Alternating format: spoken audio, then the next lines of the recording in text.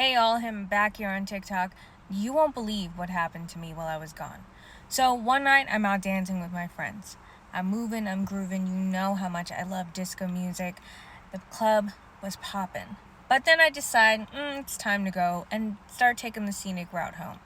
I walk through a park and boom, suddenly I'm on a park bench and I'm being unalived. And people rush over to me, they try to help me, they try to save me. And in the process of all of this, as I'm thinking, where's my sister? Where are my friends? I have no idea what's going on. I see this random carriage out the corner of my eye. And the person, if you could call it a person, helming the carriage is gaunt and bony. And these horses look like they are straight from hell. So I'm freaking out. I'm trying to figure out what to do. I can't run. I'm so weak. And next thing you know, EMTs are there. Ambulance. They take me away. They get me all hooked up and they're trying to patch me up. But this carriage has followed the ambulance. And at this point, I'm too weak to speak.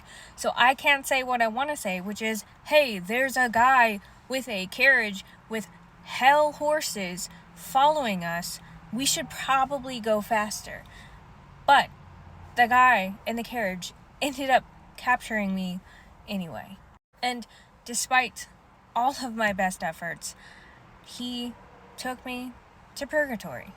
And when I tell you this ride was a bitch, we're talking, if he was an Uber driver, I would not give him a single star.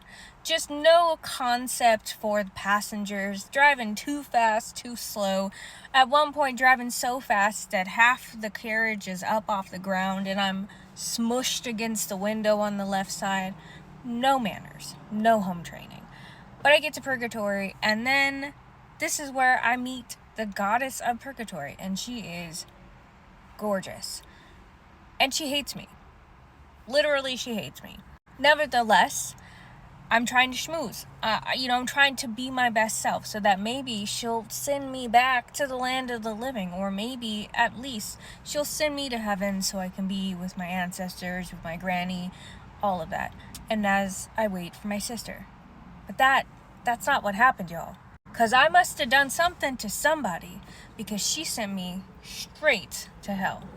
And not just to hell, but to the absolute bowels of hell. We're talking the 7th island of hell. Did you know hell has islands? Because it has islands. So I get there. She tosses me out of this cave, thousands of feet in the air, onto this island. And there's trees covered in entrails and eyeballs and blood and viscera and piss and shit everywhere. And I land on a beach.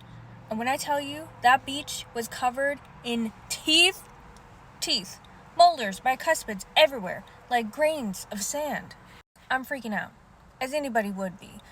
I'm trying to figure out what to do. I start to run because I see this trio of demons, and they're looking at me like I'm about to be their next snack. And I'm running, I'm trying to figure out what to do. They capture me. And speaking of snacks, what ends up happening?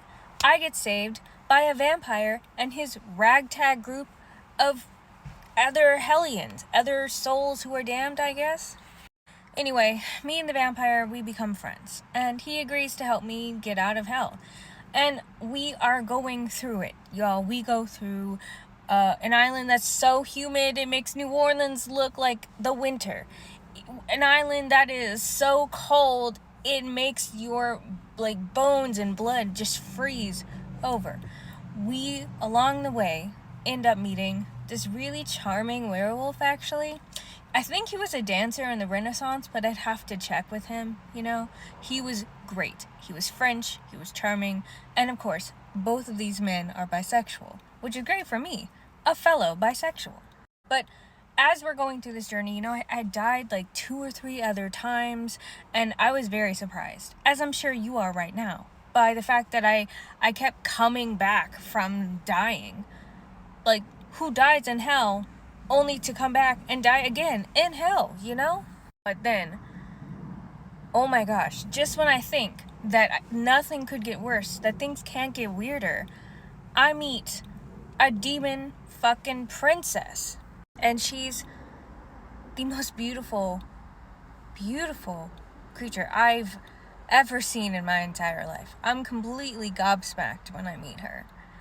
And it's right around this time my memory gets a little hazy, but we must have gone through so much more hell, literally and figuratively, because somehow I ended up back here.